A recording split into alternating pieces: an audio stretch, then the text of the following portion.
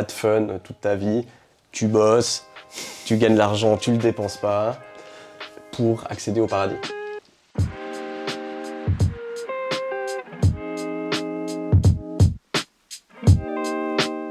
De plus en plus, je me rends compte que le temps file en fait. Et que il y a plein de trucs à faire, il y a plein de trucs que j'ai envie de faire. Et tu dis jusqu'à présent, est-ce que je les ai vraiment faits?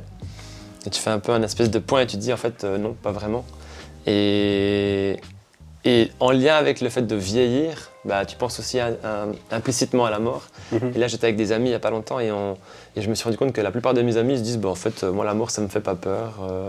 C'est pas un truc que j'appréhende ou j'y pense pas. Je pense que ça vient d'où le fait d'avoir avoir cette peur et des gens qui se disent bah, en fait non c'est écrit dans le titre et du coup ben, je l'accepte.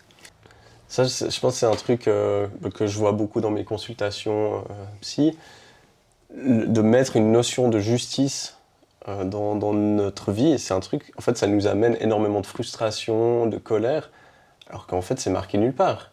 Que tu devais vivre sans maladie, c'est marqué nulle part. Tu vois, pourquoi est-ce que ce serait injuste que tu aies un cancer et pourquoi ce serait plus juste que ça soit quelqu'un d'autre? Enfin, et donc d'enlever cette question-là, de me dire bah, en fait ça m'arrive, il n'y a pas de juste, d'injuste, de je l'ai mérité. Je pense que c'est toutes des conceptions assez religieuses, tu vois, de mérite. Est-ce que tu as fait des bonnes actions? Est-ce que tu vas être châtié pour ce que tu as fait? Et d'essayer d'enlever un maximum ça pour que si ça m'arrive, ben, j'ai passé cette phase, puis que je sois juste, ben, ok, ben, maintenant comment je fais avec mes 2 jambes en moins, par exemple, pour quand même trouver du sens dans ce que je fais, pour pouvoir profiter de mon quotidien. J'ai bien aimé ce que tu as dit sur la justice en fait, et ça me fait un espèce de petit déclic. Et je me demande un peu d'où ça vient, tu sais. Est-ce que tu penses que c'est quoi? C'est culturel? C'est... Je pense qu'il y a une grosse part culturelle et religieuse. Parce que même, enfin je sais pas si toi t'es croyant. À la base moi je suis catholique, mais c'est vrai que je suis pas du tout pratiquant. Ouais. J'ai grandi dans une famille italienne, tu vois, donc... Ouais, c'est ça, c'est même en fait si on n'est pas forcément croyant nous-mêmes, on est bercé quand même dans une culture judéo-chrétienne. Où, bah, moi j'ai grandi dans une famille protestante, pas plus pratiquante que ça, mais voilà, les valeurs elles sont quand même là. Et, tu vois, il faut travailler. Bah, le protestantisme c'est vraiment pas de fun toute ta vie, tu bosses, tu gagnes de l'argent, tu le dépenses pas pour accéder au paradis. Alors après, ben voilà, si t'arrive quelque chose, ben c'est pas juste. Ou si tout d'un coup, je sais pas, t'as pas accès au paradis, ben c'est injuste parce que t'as bousillé ta vie et en fait t'as jamais profité. Et moi il y a une question que je me suis toujours posée, est-ce que le jour où je serai potentiellement très malade, ou même t'as un certain âge et tu te dis bah en fait là il me reste plus beaucoup de temps quoi. De me dire est-ce que j'aurai des regrets, tu vois, de pas avoir fait certaines choses, de pas avoir profité de certaines choses. On avait discuté aussi de cette espèce d'étude qu'une infirmière avait fait, où elle avait demandé à tous ses patients ou les gens d'un certain âge qu'elle accompagnait, c'est quoi votre plus grand regret dans votre vie? Et puis il y a toute cette liste de choses qui reviennent souvent, hein, trop travailler, pas passer assez de temps avec ma famille, etc. Et moi j'ai clairement cette peur-là, tu vois, de me dire ben, est-ce que je vais me réveiller à 50 ans, à 60 ans, et j'aurais peut-être pas fait ce que j'avais envie de faire. Et il y avait une question que j'ai toujours voulu demander à des gens qui étaient en fin de vie. Est-ce que là tu es content de ta vie en fait? Est-ce que tu pars plus ou moins en paix? Et j'ai jamais osé la demander de peur que tu vois, ça génère en eux un truc pas cool quoi, ou un mauvais sentiment. Ouais, c'est délicat parce que c'est ça, qu'est-ce que tu fais quand la personne te dit bah en fait non, ma vie c'est un échec. C'est compliqué, mais typiquement, tu vois, quand tu as peur de ces regrets-là, si aujourd'hui c'était ton dernier jour, est-ce que tu aurais des regrets? C'est une vraie question. Ouais, c'est une vraie question. Okay. Ouais. Mais moi j'ai un peu l'impression que ça aurait été compliqué de faire différemment en fait. Alors clairement là il y a tu vois, ce projet typiquement YouTube ou des choses que je fais que j'adore, genre faire de la musique. Bah, je pense que c'était en moi depuis très longtemps, depuis peut-être 15 ans. Mais si ça n'a pas été lancé avant, peut-être qu'il y a une raison en fait. Et du coup j'ai l'impression que tout arrive un peu à poids voulu en fait. Je sais pas si je me conditionne à me dire ça, mais clairement si j'avais pu faire beaucoup plus de guitare quand j'étais plus jeune, j'aurais tout autant kiffé quoi. Enfin, mais peut-être qu'en fait il y a une suite logique normale. Je sais pas. Mais typiquement, qu'est-ce que t'aimerais, c'est une question que je pose souvent en consulte, pour ramener un peu à l'essentiel. Qu'est-ce que tu aimerais entendre à ton enterrement? Qu'est-ce que tu aimerais qu'on se rappelle de toi? Question. Ouais. Ouais, bon, moi j'ai un côté très social, je crois. J'adore les gens, enfin, j'adore rencontrer des gens, j'adore partager. Donc je pense que c'est un truc qui devrait. Ça devrait. J'ai envie que ça caractérise ma vie. Après qu'on le dise ou pas à mon enterrement, ma foi, voilà, je ne serai pas là pour en juger de toute façon. Mais ça, et puis ouais, de laisser un bon souvenir, quoi, quelque chose de positif. Qu'est-ce que tu penses que c'est le cas déjà maintenant? Non, je vais pas me lancer des fleurs, mais je crois que. Tu peux, hein. C'est pas se lancer des fleurs, c'est être honnête, ouais. je pense. Enfin, ouais. Non, mais je crois que pour l'instant, ça va. Ouais, oui, il me semble. En tout cas, les gens avec qui je me suis entouré, c'est une deuxième petite famille, quoi. Donc, je crois qu'on s'apprécie beaucoup les uns les autres. Ils me font beaucoup de compliments sur ce projet, donc ça me confirme que c'est pas complètement fou. Donc ouais, je pense que oui, je suis dans le tir, là, je crois. Ouais. Plus ou moins, ouais. Pour moi, c'est vraiment, c'est souvent ça qui revient, tu vois, quand je pose cette question, on revient toujours à quelque part au côté social, puis aux valeurs. Donc, est-ce que, voilà, j'étais quelqu'un qui était droit dans mes valeurs, dans mes bottes, ou est-ce que je laisse derrière moi des gens qui disent, ouais, Marco, je lui faisais pas trop confiance, ou il me l'a fait à l'envers, tu vois. Et puis, pour moi, en fait, si ça c'est acquis, c'est bon. Tu peux mourir, t'as fait ce qu'il fallait. Puis après, ce que tu mets par-dessus, tu vois, ce projet, n'importe quel accomplissement, je sais pas si on prend la métaphore d'une maison, tes valeurs, le côté social, etc., c'est les fondations. Puis le reste, c'est la déco. Mais on s'en fout que ton salon, il ait été bleu, vert, que t'aies eu telle chose dedans. C'est cool, ça a meublé ta vie, mais c'est pas ça qui était essentiel. Et quelque part, je pense que ce serait pas très important pour toi si à ton enterrement on disait c'est quelqu'un qui avait une superbe chaîne YouTube. Non, ouais. C'est moyennement important, ça. Et je trouve ça même très triste. Malheureusement, un des derniers enterrements auxquels j'ai assisté, c'était pas un ami, mais une connaissance qui malheureusement s'est suicidée, qui avait mon âge, et j'ai trouvé très très triste parce que en fait son enterrement c'était un CV parfait, tu vois, il avait accompli plein de trucs, il faisait partie de plein d'assos, de machins, et en fait on s'en fout. Et puis je pense que j'ai aucune idée de pourquoi il a fait ça. Mais du coup, je pense qu'en fait, on est passé à côté de quelque chose, tu vois. Et que c'est pas les accomplissements qui comptent, c'était probablement autre chose comme souffrance. Puis malheureusement, voilà, on est passé à côté de ça. Mais, je te pose aussi cette question justement parce que je me dis, malgré tout ce que tu peux faire, j'ai l'impression qu'on est un peu dans une société où il faut toujours faire plus. On se met de la pression, je sais pas d'où elle vient, peut-être des réseaux sociaux, peut-être de nos familles, de la culture. Et moi, typiquement, le dernier décès que j'ai eu dans ma famille, enfin l'avant-dernier, qui est assez récent, un jour à midi, la personne, elle éclate en sanglots et elle me dit en fait, j'ai tout fait faux dans ma vie. À 72 ans, tu vois. Et tu dis, merde quoi, enfin, la personne, elle sait qu'elle a plus encore 10 ans devant elle. Et potentiellement, elle part avec cette mentalité-là et ces regrets-là. Et pour moi, cette personne-là, elle a fait tout ce qu'elle a pu avec tous les moyens du bord, en fait. Je pense que c'est un peu le piège. Peut-être qu'on va se détacher gentiment de ça, notre génération. Je pense que c'est un peu le piège des générations, nos parents, nos grands-parents, où quelque part on leur donnait, tu vois, une ligne où c'était ce qui est important, c'est bosser. Ton deuxième pilier, avoir une maison, tu sais, des accomplissements comme ça. Au final, en fait, c'est pas ça l'important. Et combien de gens ont sacrifié ça, c'est pas une critique, hein, mais combien de gens ont sacrifié ça pour suivre ce carcan, puis se rendre compte justement que peut-être des choses essentielles, de passer du temps avec leur enfant, avec leur compagne, compagnon, partager des moments, etc. En fait, ça a été sacrifié parce qu'il devait bosser, parce que tu vois, il y a il faut, les je dois. Et c'est ça le piège, et je pense que notre génération, et encore, je parle de génération, mais je pense d'une génération privilégiée aussi, on peut avoir l'opportunité de se poser ces questions-là. Parce que si t'as de la peine à joindre les deux bouts, ben ouais, peut-être tu vas être obligé de sacrifier ces moments en famille, parce que sinon tu n'as rien à mettre sur la table. Donc,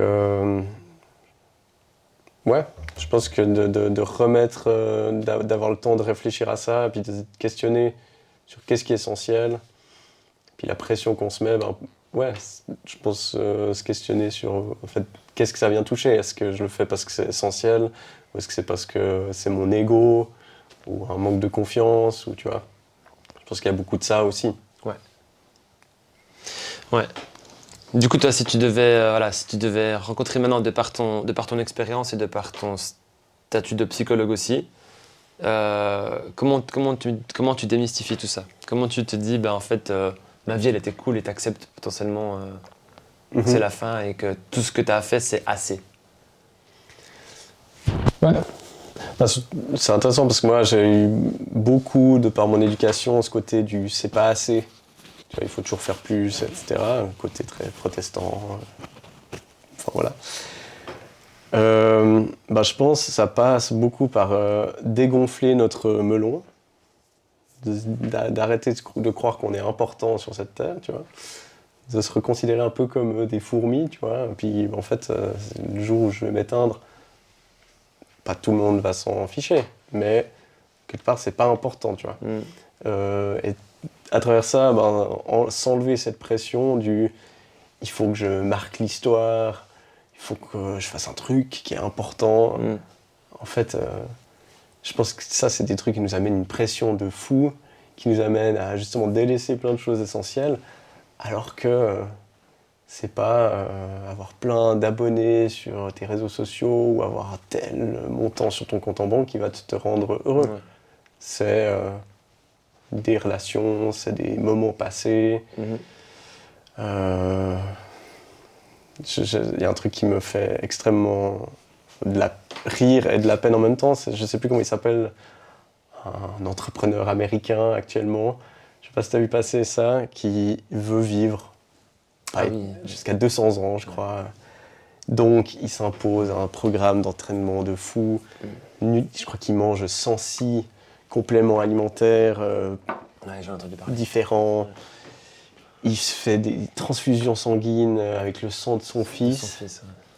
Puis t'as juste envie de lui dire, mais en fait, fais une thérapie, quoi. Accepte que juste ta vie va terminer. Et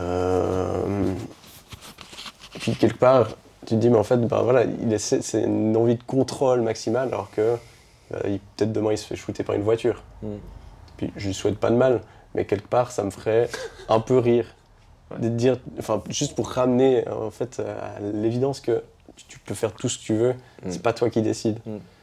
Voilà.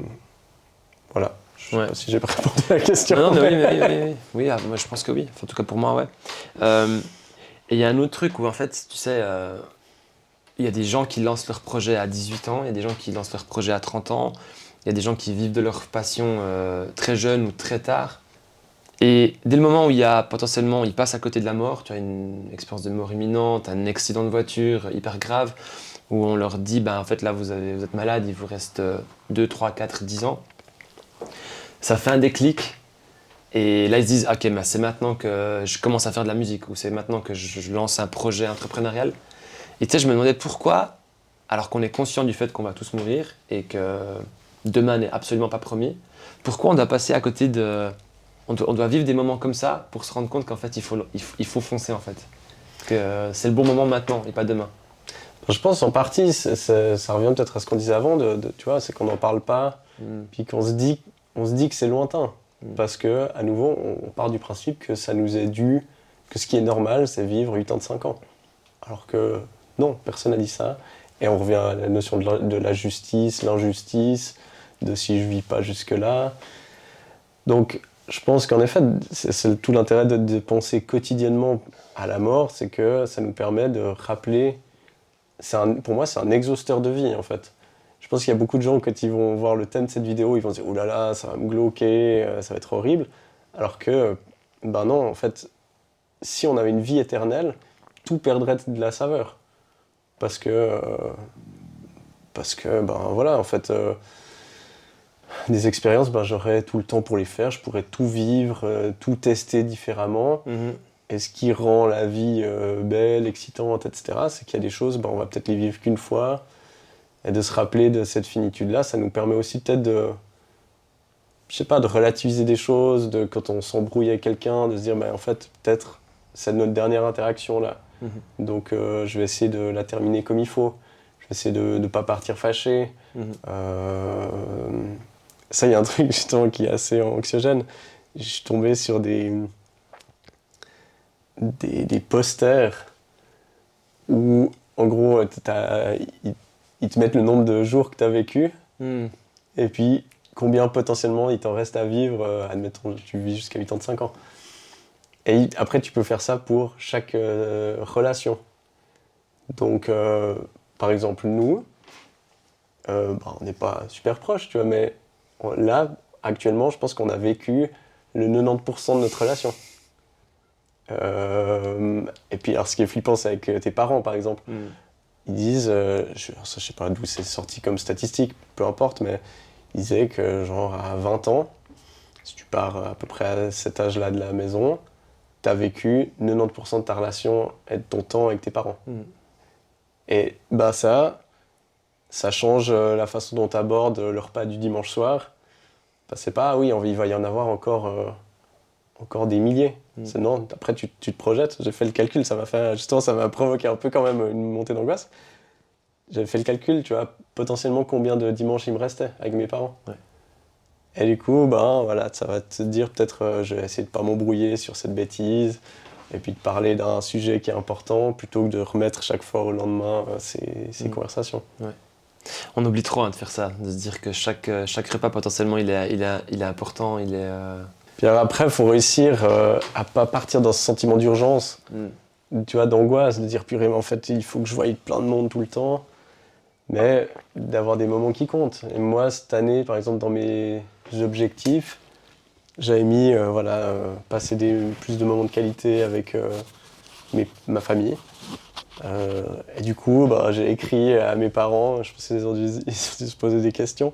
J'aurais écrit aux deux, voilà, il faut qu'on fixe un midi tous les mois, ou je sais plus, pour aller se manger un truc. Et puis, voilà, comme ça, je sais qu'au moins dans mon calendrier, j'ai les dimanches plus un repas tête à tête, au moins chaque mois. Et puis d'essayer de le prendre comme ça, sans me mettre dans une frénésie avec tous mes proches. Il faut que je les voie beaucoup, il faut que j'en profite. Sinon, tu t'épuises. Surtout si tu as la chance d'avoir beaucoup de gens dans ton entourage, tu risques de t'épuiser. Est-ce que tu voudrais connaître le moment de ta mort ? Si tu avais l'opportunité de connaître la date ? Non, je pense que ça doit être horrible. Tu ferais tout en fonction de ça. Donc non, je pense pas. C'est bien de pas savoir. Puis quelque part, ma mort sera pas triste pour moi, tu vois. Elle sera triste pour mon entourage. Donc... Ouais. Ça te permettrait pas de dire, en fait, il me reste 1 an, 2 ans, 5 ans, peut-être 20 ans, puis tu dis, en fait, il faut que... Tu sais, de bien planifier tous tes projets, de dire, en fait, voilà, là, si je sais que j'ai 5 ans, il faut que je lance maintenant mon projet. Ou que je fasse tel voyage, ou que je commence à jouer de tel instrument, tu vois. Peu importe, hein, là. Ouais, je pense que ça aurait été très différent cette interview si tu m'avais interviewé il y a 5 ans. Justement, j'étais dans un truc, tu vois, il faut que je développe mon activité professionnelle, il faut. Maintenant, je suis plus dans un truc de, voilà, j'ai atteint, mais je vis quelque chose, je vis ce que je veux vivre. Et puis voilà, si ça dure encore 50 ans, tant mieux, ou je sais pas, ça dépend ce qui m'attend. Si c'est aujourd'hui mon heure, voilà, on aura fini sous les feux des projecteurs. Je sais pas, hein. Tu feras gaffe dans les escaliers encore. C'est ça. Ouais. Puis tu sais, avant tu disais justement, là tu t'y prépares, puis on est en bonne santé, tout va plus ou moins bien. Mais voilà, si on avait un accident, si tu perdais tes jambes, tu disais que tu te préparais potentiellement à perdre tes jambes. Les gens qui vivent vraiment ça, de par un accident, là j'ai vu une interview je crois qu'il y a une dame qui était en voyage à l'étranger et elle a chopé un truc, elle s'est fait piquer par un insecte, un truc très basique qui est généralement facilement soignable. Et en quelques semaines, elle a perdu, je crois, ses 2 jambes de tête. Et ses 2 bras, ouais, je l'ai vu. Sur le Combini, t'as vu? Je crois que c'est possible. Ouais, ouais. Ouais, bah ça m'a justement. J'étais là sur mes toilettes, évidemment. Je regardais Instagram. Puis j'étais là, purée. Ouais, ça, c'est un scénario. C'est le nouveau scénario à conquérir, tu vois. Si je perds mes 2 bras, mes 2 jambes, comment je pourrais accepter ça, tu vois, puis en faire quelque chose. Mais ouais, ça, c'est chaud, quoi. Mais tu peux. Enfin, moi, je me demande comment ces personnes réussissent. Enfin, moi, des fois, tu te dis, mais je serais incapable de surmonter ça. Peut-être pas, hein. Peut-être qu'en fait, le jour où tu es confronté à ça réellement, bah, tu le fais. Mais toi, de par ton aussi, de nouveau, ton vécu et ton profil de psychologue, elle vient d'où cette foutue résilience, quoi. Enfin, ça, c'est un truc qui. Ouais. Tu vois, là, je me dis, si je perdais tout, quelque part, je pourrais toujours faire mon métier. Alors, je devrais engager quelqu'un pour prendre des notes. Ça me coûterait un peu plus cher, mais quelque part, je me dis, bon, je paye quelqu'un 30 francs de l'heure, 40 francs de l'heure. Non, mais là, il y a forcément une IA qui fait. Ou qui lance l'enregistrement, quoi. Voilà, donc, tu vois, j'essaie. Après, je pense que ce serait hyper dur. Hein. Je suis pas en train de dire que ce serait facile. Mais dès qu'il y a ce genre de truc, j'essaie de me dire, voilà, s'il y a ça. Il faut pas que je perde du temps sur c'est pas juste, j'aurais dû, j'aurais pas dû. Parce qu'elle, typiquement, je crois que c'était la malaria. Ouais. Non, non, je sais plus. La dengue. Peu importe. Ouais. Et puis, alors pas de chance, c'est qu'elle prenait. Non, c'était la malaria, il me semble. Elle prenait le traitement pour prévenir ça. Et puis au bout d'un moment, on lui a dit non, mais tu sais, il y a plein de gens qui vivent en Afrique. Et puis c'est bon, genre arrête de stresser. Elle a arrêté le traitement, puis évidemment, elle a chopé ça, puis elle a eu les pires complications que tu puisses avoir. Donc, bon, comment tu te relèves de ça, c'est chaud. Mais de me dire, bah voilà, en fait, est-ce que ma vie réellement, elle changerait ? Bah oui, je pourrais plus faire de sport, mais je pourrais toujours revoir mes potes. Je pourrais... Tu vois, il y aurait plein de trucs où je me dis, bah finalement, ça irait, quoi. Mais bon, ça, c'est à vérifier quand le scénario se produit, quoi. Ouais. Mais moi, ce que je retire de tout ce que tu dis là, c'est vraiment de se dire, de démystifier est-ce que c'est juste ou c'est pas juste. Et si tu arrives à juste délier tout ça, j'ai l'impression que, voilà, de nouveau, comme tu dis, il faut être devant le scénario pour vraiment savoir si on y arrive ou pas, quoi. J'y pensais déjà avant, mais ça a ajouté de l'eau à mon moulin. C'est le livre de Viktor Frankl. Ouais. Je sais plus comment il s'appelle. En quête de sens. Non, c'est pas... Oui. Meaning quelque chose. Mais oui. The Search of Meaning. Ouais. Donc, qui était un psychiatre allemand, sauf erreur, juif, qui a été dans un camp de concentration, à Auschwitz, il me semble. Et lui, quand il était dans ce camp, il se projetait en disant, voilà, en fait, c'est bien parce que ça va me permettre de faire une conférence après, en expliquant comment j'ai fait pour être résilient et sortir de ce camp de concentration. Et je pense d'essayer de toujours recadrer ça, plutôt que de se dire, bah voilà, c'est pas juste, c'est une horreur. Bah, je pense qu'il se l'est dit aussi, hein. Mais d'essayer de se projeter. Tu vois, quelque part, peut-être si je perdais mes bras, mes jambes, ma chaîne YouTube, elle exploserait parce que les gens se diraient, purée, je serais invité pour faire des conférences. Alors que là, les gens, ils s'en fichent, tu vois. Ouais. Donc, voilà, moi, c'est le truc qui m'aide. Non, mais ce livre, moi, je l'ai lu aussi il y a quelques années et il est ultra inspirant. Mais je crois que c'est un peu un livre phare dans le développement personnel, et puis justement parce que je crois qu'un des trucs qu'il disait et que j'ai entendu récemment, bah, tu peux pas contrôler ce qui t'arrive, mais tu peux clairement gérer, contrôler la façon dont comment tu réagis à ça, en fait. Et comment tu le perçois, ouais. Exactement. Ouais. Cool. Et merci Julien, c'était hyper intéressant. Merci à toi. Moi, ça m'a permis de démystifier 2-3 trucs. Donc, j'espère que tu as pris du plaisir aussi. Et tu sais, il y a la petite tradition de la femme, en fait, il y a tout le temps la personne que je rencontre qui laisse une question pour la personne que je rencontre plus tard. Et du coup, la dernière vidéo, c'était Gian.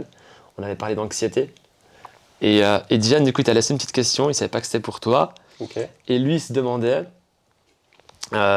s'il y avait une tradition qui est en train de se perdre Donc ça peut être une tradition familiale, religieuse, culturelle, mais qui est en train de se perdre, mais que toi tu voudrais garder ou bien relancer.